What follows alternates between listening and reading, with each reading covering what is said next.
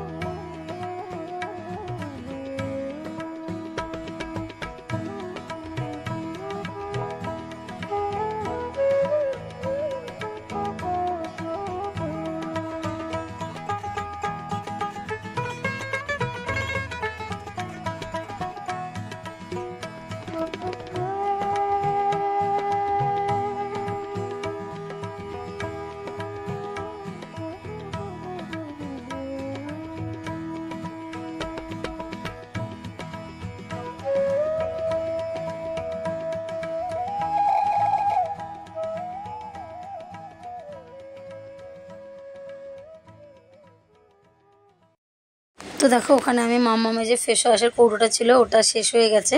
তো ওর মধ্যে আমি একটু জল দিয়ে একটু শ্যাম্পু দিয়ে একটুখানি গুলিয়ে রেখে দিলাম, কারণ সব সময়ের জন্য না গ্যাস পরিষ্কার করার জন্য কলপার থেকে আমাকে সাবান আর স্কচব্রাইট নিয়ে যেতে হয়। তো ওটা বানিয়ে রাখলাম, রান্নাঘরেই থাকবে। তো যখন রান্না হয়ে যাবে তারপরে ওটা দিয়ে গ্যাসটা পরিষ্কার করে নেব। আমার বারবার বাইরেও আসতে হবে না, আর আমার সুবিধেও হবে, আর ভালোই হলো, স্প্রে করে বেশ মোছা যাবে। আর এদিকে দেখো যে চামচগুলো আমি এনেছিলাম মেলা থেকে, তো তোমাদের কিছুই শেয়ার করা হয়নি, আজকে সেগুলো শেয়ার করেছি তোমাদের সাথে। মেলাতে কী কী কিনেছিলাম, তো সেই জন্য সেখানে দেখবে এই চামচগুলো আছে, চামচগুলো এনেছি মশলার কৌটোতে না রাখার জন্য, কারণ মশলার কৌটোতে অনেক বড় বড় চামচ হয়ে যায়, ছোট ছোট কৌটোতে খুব অসুবিধা হয়। তার জন্য নিয়ে এসেছি, সব 20 টাকার মাল সেল দিচ্ছিলো, তো সেখানে 4টে করে চামচ ছিল, সেই চামচগুলো এনে আমি ওই কৌটোর মধ্যে ঢেলে রেখেছি।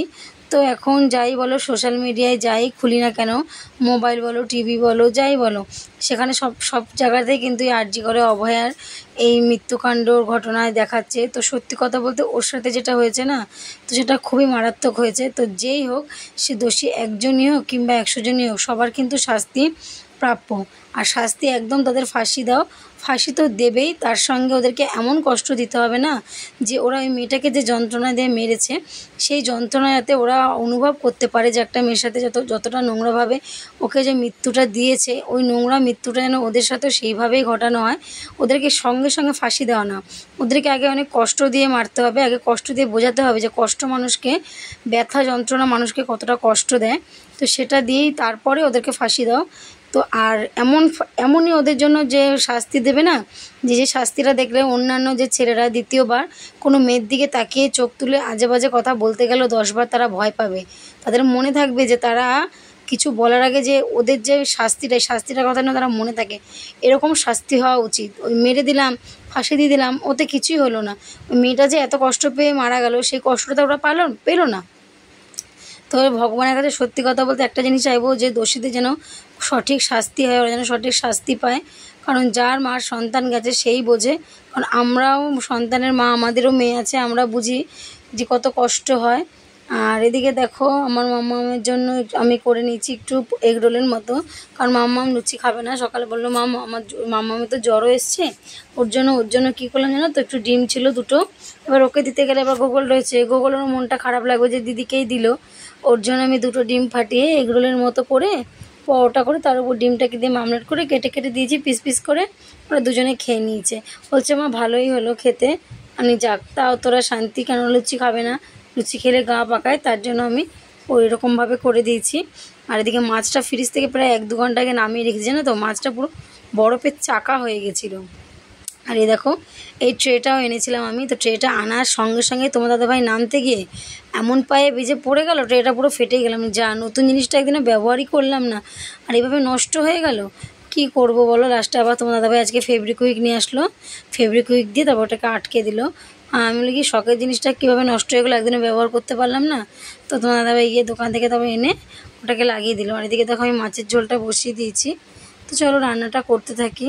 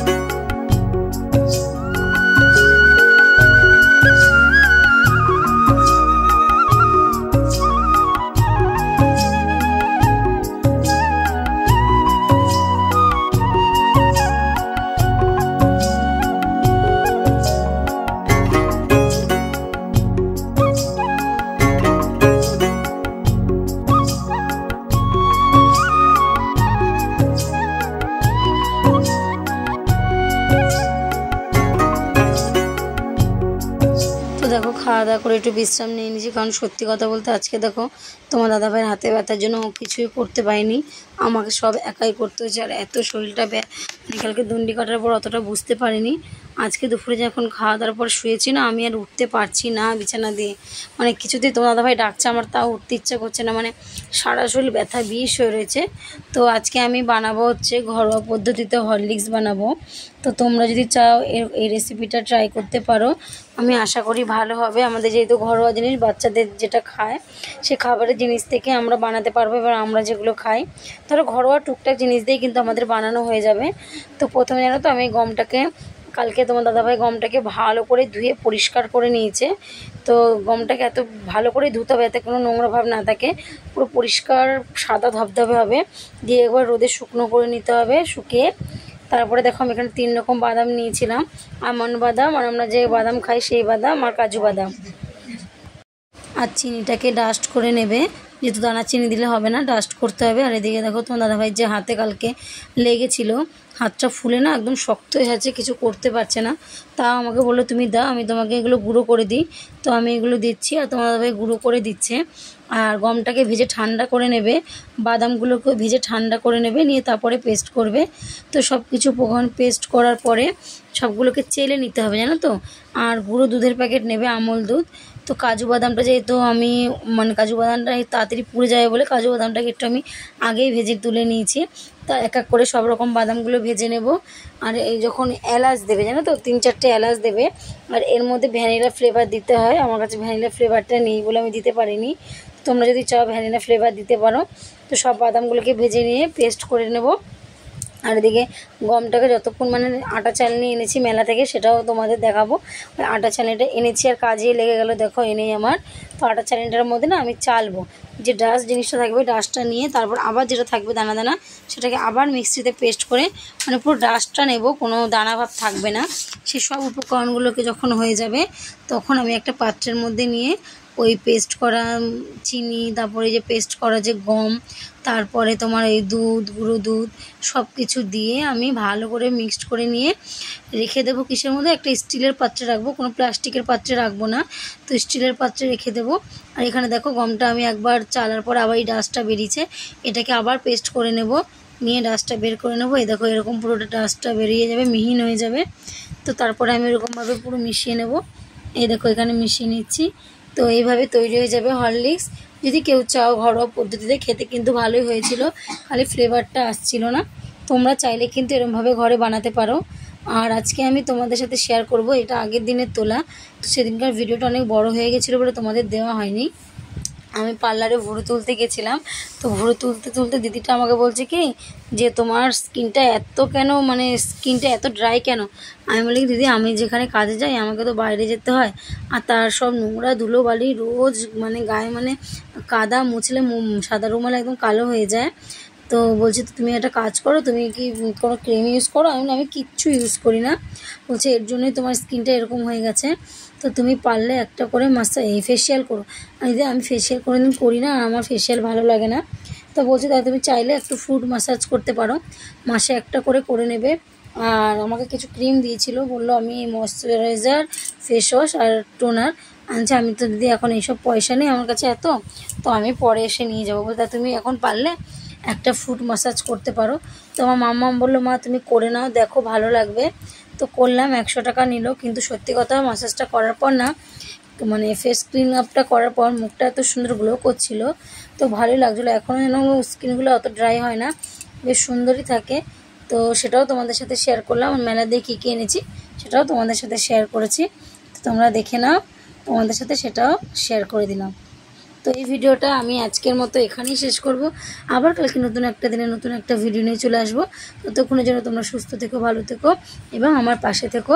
তো আশা করি তোমরা আমার পাশে থাকবে, আছো, আর সবাই এইভাবে আমাকে সাপোর্ট করো। আমি খুব আনন্দ পাই, খুব ভালোও লাগে।